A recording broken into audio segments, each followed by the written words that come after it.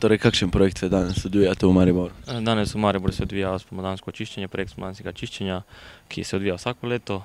Tudi poleg zimskega in jesenskega, ki imamo pač mi te tri projekte s prostovoljstva, ki jo delamo. Je naporno delo?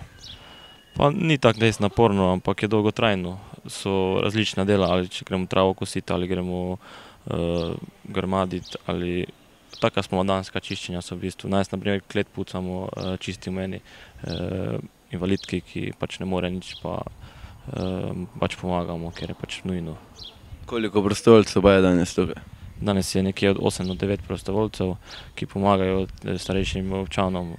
Tudi nekje toliko nas je vedno na kakih akcijah takih, da lahko v čim hitrejšem času in čim bolj natančno naredimo svoje delo. Pa gre se danes morda še na katero drugo lokacijo? Danes bomo videli, kako bo nas čas terjal, ker tu imamo ogromno dela, smo mislili mogoče, da malo manj. Smo imeli plano 2 lokacije, da bomo imeli. Če ne danes, bomo pa sigurno prišli do drugič, pa bomo drugič nadaljevali z delom.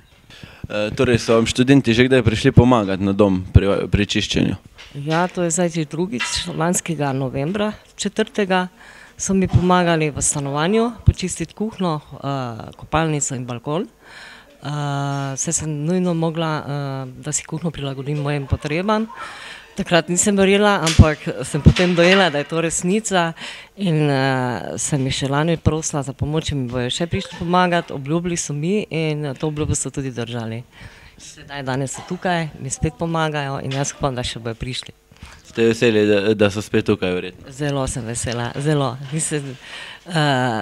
Tako sem že prej povedala, da če bi iskala nekoga, da mi prije pomagati na Zavodu za zaposlovanje, mislim, da ga ne bi našla. In to se lahko potem zamislijo, da študenti radi pridejo pomagati na Zavodu za zaposlovanje, pa ne bi dobila sigurno nobenega. Danes si prvič tukaj prostovoljka, pomagaš. Zakaj si se odločila za takšno delo? Torej, za projekt sem se odločila, ker preprosto menim, da starejši potrebujejo pomoč. Mogoče se bom tudi včasih bodoče sama znašla v takšni situaciji in bom vesela, če me bodo mladi preskočili na pomoč. Pa bi rabili tukaj še kakšne dodatne roke morda? Ja, jaz mislim, da bi še veliko rabili. Torej, spodbudimo še druge, da pridejo kaj pomagati. Tako je, tudi ostale študente.